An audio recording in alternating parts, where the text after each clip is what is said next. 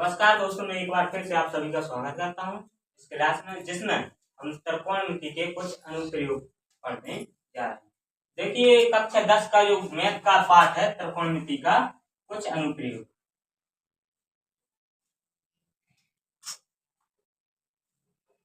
त्रिकोणमिति के कुछ अनुप्रयोग।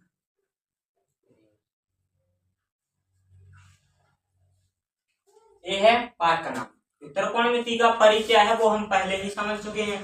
त्रिकोणमिति के कुछ अनुप्रयोग है, त्रिकोणमिति के अनुप्रयोग। इसमें देखिए कुछ ज्यादा कुछ खास नहीं है। जो त्रिकोणमिति का परिचय है उसी से रिलेटेड है। देखिए क्या है, जो त्रिकोणमिति के परिचय में जो सूत्र होते हैं, ठीक वही सूत्र इसमें हमें लगाने। अब इसमें कुछ बेसिक है तो वो समझ लेते हैं। जैसे कि देखिए इसमें कुछ बेसिक क्या समझना है। सबसे पहले तो हम समझे कि उन्नयन कोण और अवनयन कोण का क्या है। उन्नयन कोण और अवनमन कोण। तो पहले देखिए दिए उन्नयन कोण। उन्नयन समझते हैं उन्नयन कोण क्या है। उन्नयन कोण जब हम देखिए, जैसे कि कोई वस्तु ऊपर रखी है और हम देख रहे हैं कुछ ऐसे, मतलब हमारी आंखें यहाँ पर है लेकिन हम देख रहे हैं ऊपर देख रहे हैं, तो ये होता है उन्नयन कोण। जिससे हमें क्या, जब हम ऊपर देखते हैं तो उससे हमें जो कोण बनता है उसे हम कहते हैं उन्नयन कोण। और अवनमन कोण वह कहलाता है जब हम ऐसे नीचे देख रहे हैं कोई वस्तु, तो वो क्या कहलाएगा, अवनमन कोण। जैसे कि देखिए यहाँ पर है हमारी आंख, या यहाँ से हम देख रहे हैं, यहाँ से हम देख रहे हैं, यहाँ पर रखी कोई वस्तु को देख रहे हैं, तो यहाँ से कोण कैसा बनेगा, ऐसा। देखिए हमें देखना चाहिए सामने ऐसे, लेकिन देख कैसे रहे, ऊपर। तो यहाँ पर जो कोण बनेगा उसे हम कहते हैं उन्नयन कोण। कोण कौन सा बनना है, ये वाला। ये वाला कोण क्या हो जाएगा, उन्नयन कोण। ये वाला कोण कौन सा हो जाएगा, उन्नयन कोण।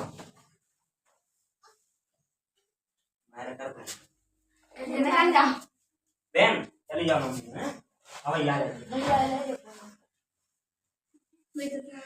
ये चल जाओ भाई, जाओ ले लो खाना बना दो है, चले जाओ। मम्मी ने कैसे है आप दीदी अब भैया है एक मिनट रुक जा, तुम चल नहीं आ रहा ना भाई चल। तो उन्नयन कोण कैसे बनता है, जब हम कोई भी वस्तु ऊपर देख रहे हो तो उससे जो कोण बनता है उसे क्या कहते हैं, उन्नयन कोण। क्या कहते हैं, उन्नयन कोण। देखिए यहाँ से हमने आंख से ये वस्तु देखी, थोड़ा ऊपर हमें देखना पड़ा, तो यहाँ पर कौन सा कोण बना, उन्नयन कोण। अब देखिए अवनमन कोण क्या है। अवनमन उन्नयन कोण में क्या होता है कि हमें ऊपर देखनी पड़ती है जो वस्तु, वहां पर जो कोण बनता है वह है उन्नयन कोण।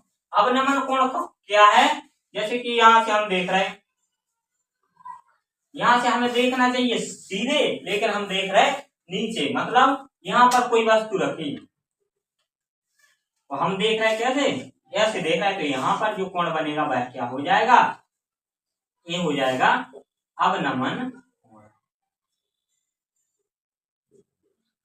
तो ये कोण आपको समझ में आए। अब देखिए इसके जो इसमें कौन कौन से सूत्रों का उपयोग होता है वो भी बताने जा रहे हैं। तो ये है अवनमन कोण और उन्नयन कोण। अवनमन कोण जो नीचे बनता है, उन्नयन कोण जो ऊपर बनता है।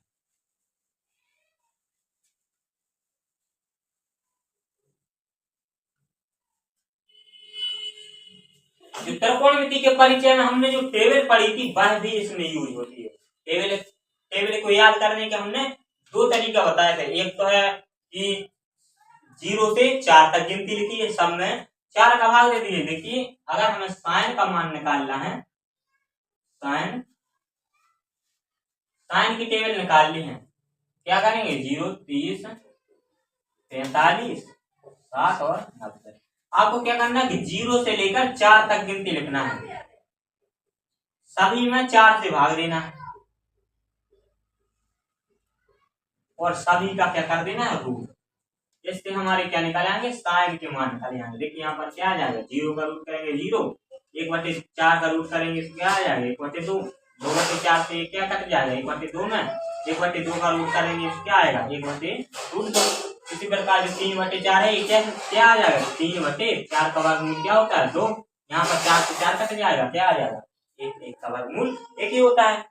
ये हो गया आपके साइन के मान। ये है पहला तरीका। दूसरा तरीका हमने कौन सा बताया था,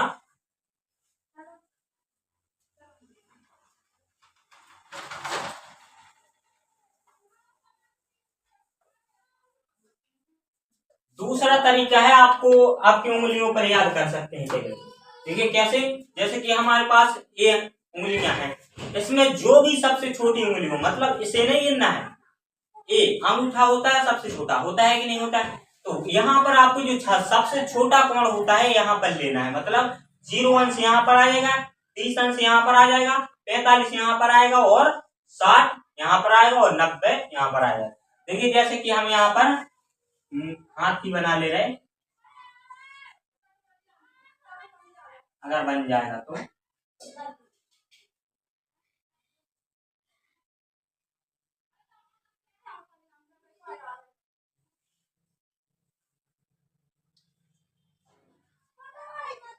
ए हाथ है तो यहाँ पर क्या हो जाएगा 0 डिग्री, यहाँ पर हो जाएगा 30 डिग्री, यहाँ पर 40 डिग्री हो, यहाँ पर क्या हो जाएगा 40 नहीं 45 डिग्री, यहाँ पर आ जाएगा 60 डिग्री, यहाँ पर क्या आ जाएगा 90 डिग्री। ऐसे आपको कोण मान लेंगे। आप देखिए यहाँ पर आपको याद ये करना है कि हम सबसे छोटी उंगली पर सबसे छोटा कोण लेते हैं, मतलब अंगूठे पर सबसे छोटा कोण लेते हैं। तो मतलब अंगूठे पर 0 अंश ले लिया, 30, 45, 60 और 90। आपको देखिए करना क्या, आपको करना है कि अगर आपको साइन का मान निकालना है तो क्या लिखेंगे साइन थीटा बराबर। साइन का मान निकालने के लिए आपको क्या करना है कि ऊपर मतलब जो थीटा होता है यानी कि कोण, कोण के नीचे कितनी उंगलियां हैं, क्या करना है कोण के नीचे, यहां पर लिखेंगे थीटा के नीचे वाली उंगलियों की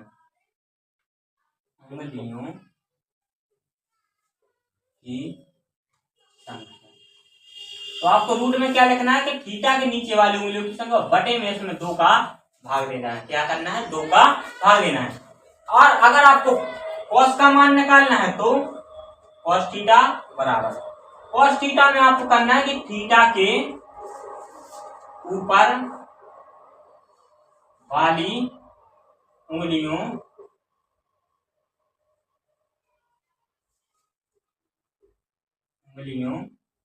की संख्या और बटे में भाग यहाँ पर भी 2 का लेना है। टेन का मान कैसे निकालेंगे, टेन थीटा का मान कैसे निकालेंगे, देखिए एक सूत्र होता है, टेन बराबर होता है साइन अपॉन कॉस। टेन बराबर क्या होता है साइन अपॉन कॉस। तो साइन का मान रख दीजिए यहाँ पर, साइन का मान क्या है थीटा के ऊपर वाली नीचे वाली उंगलियों की संख्या, नीचे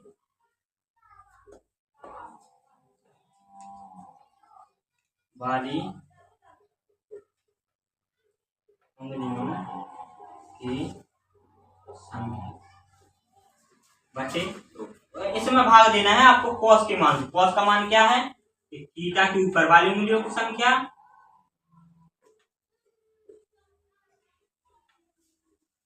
ऊपर वाली उंगलियों की संख्या बटे।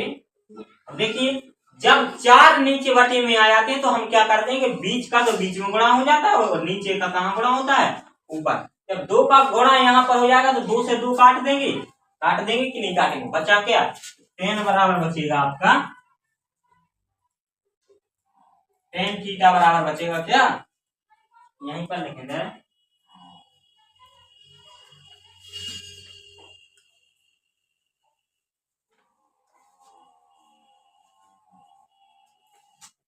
टेन थीटा बराबर बचेगा तो ऊपर आ जाएगा आपका थीटा के नीचे वाली उंगलियों की संख्या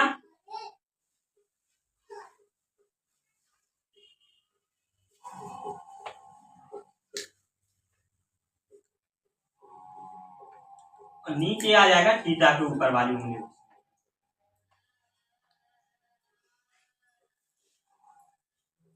ऊपर वाली उंगलियों की संख्या। तो ऊपर नीचे क्या आ जाएगा, थीटा के मतलब ऊपर क्या आ जाएगा, थीटा के नीचे वाली उंगली की संख्या, और नीचे आ जाएगा थीटा के ऊपर वाली उंगली की संख्या। अब देखिए यहाँ पर समझिए कि थीटा के नीचे वाली उंगलियों की संख्या से मतलब क्या है। जैसे कि देखिए हमें साइन थीटा मतलब साइन 30 अंश का मान निकालना है, तो थीटा की जगह पर हम क्या रख देंगे, साइन 30 अंश। थीटा की जगह पर क्या रखा हमने, साइन 30 अंश।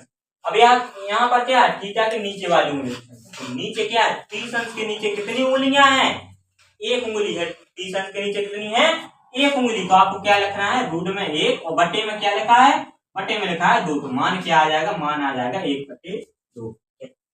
क्या साइन 30 अंश का मान 1/2 ही होता है, बिल्कुल होता है, होता है। तो हम ऐसे निकालेंगे साइन का मान। जैसे कि हमें अगर साइन माना कि साइन 60 अंश का मान निकालना है, तो क्या करेंगे, साइन 60 अंश का मान। तो देखिए 60 अंश के नीचे देखिए कितनी उंगलियां हैं, 1 2 और 3, 3 उंगलियां हैं।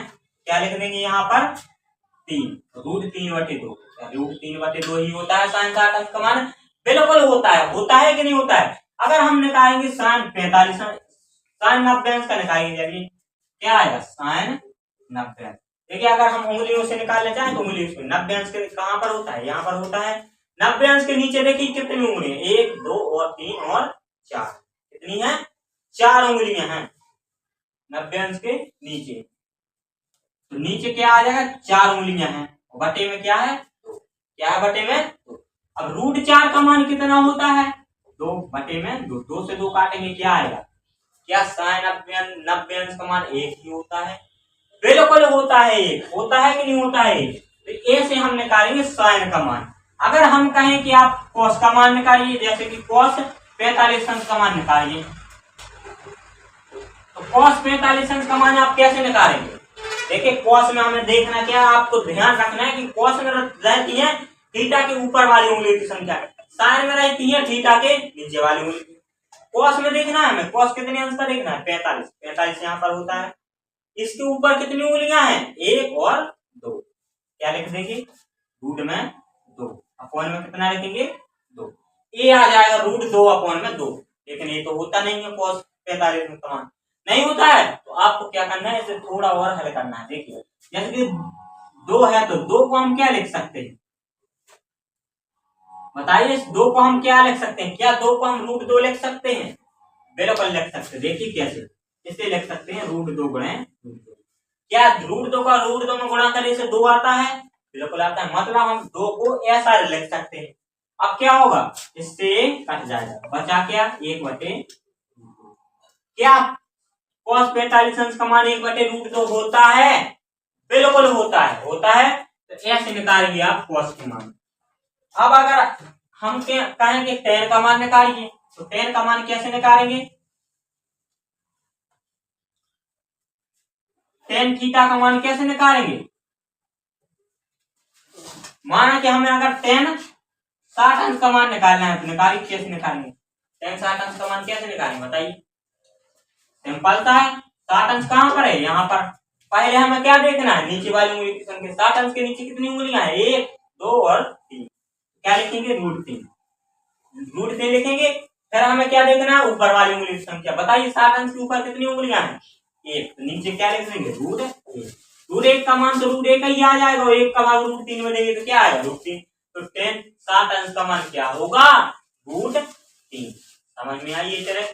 ये तरह बहुत ही आसान है, अगर आप चाहो तो उंगलियों से निकाल सकते हैं। जैसे कि हमने कहा साइन 45 अंश का मान निकालिए, 45 यहाँ पर होता है, नीचे कितनी उंगली, 1 और 2, √2 का मान कितना होता है, 1/2।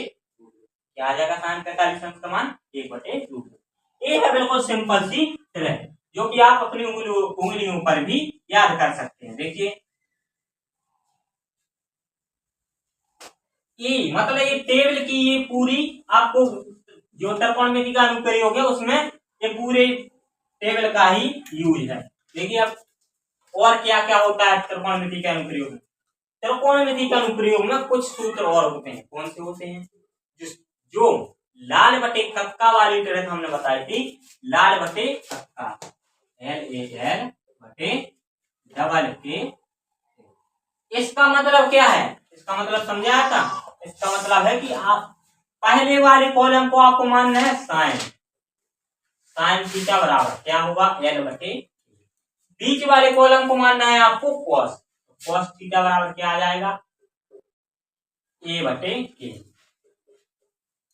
आखिरी वाली कॉलम को आपको मानना है टेन, तो टेन थीटा बराबर क्या आ जाएगा एल अपॉन में ए, क्या आ जाएगा टेन थीटा बराबर एल अपॉन में ए, समझ में आया। ए होती है लाल बटे कक्का, देखिए आप एल का मतलब पूछे तो एल का मतलब क्या होता है हम, एक के का मतलब पूछे तो के का मतलब क्या होता है कारण, ए का मतलब पूछे तो ए का मतलब क्या होता है आधा, ए है लाल बटे कक्का का मतलब। अब देखिए ये तो होगा 3, लेकिन रहते कितने 6 होते हैं पूरे अनुपात, तो 6 अब और 3 कैसे निकालें, वो भी सिंपल सी ट्रिक है कि साइन का उल्टा होता है कोसेक, क्या होता है साइन का उल्टा कोसेक थीटा, कोसेक अब साइन का उल्टा होता है कोसेक, तो जस्ट इसका इस सूत्र को उल्टा कर दीजिए तो आपका कोसेक का सूत्र आ जाएगा। कोस का उल्टा होता है सेक, तो सेक कोस का उल्टा जस्ट उल्टा कर दीजिए तो आपको सेक का उल्टा आ जाएगा। कोट टेन का उल्टा होता है कोट, तो कोट का सूत्र क्या आ जाएगा ए बटे टेन, ये हो गए आपके 6 त्रिकोणमितीय अनुपात के सूत्र। बस यही आपको त्रिकोणमिति में पूछे जाते हैं, यही आपको याद, मतलब वैसे तो याद करने में कोई बात ही नहीं है इसमें, लेकिन आपको क्या करना है सिर्फ लाल बटे का ट्रिक याद रखनी है और त्रिकोणमितीय टेबल को आपको अपनी उंगलियों पर याद रखना है। ये यहाँ पर कौन सा अंश होता है 0, 30, 45, 60 और यहाँ पर आपको हो जाएंगे त्रिकोणमिति टेबल। ये था त्रिकोणमिति के अनुप्रयोग का कुछ बेसिक, तो ये आपको समझ में आया होगा। उम्मीद करता हूँ आपको वीडियो समझ में आई हो, अगर वीडियो समझ में आई हो तो वीडियो को लाइक तथा अपने दोस्तों को शेयर करें और चैनल को सब्सक्राइब करें।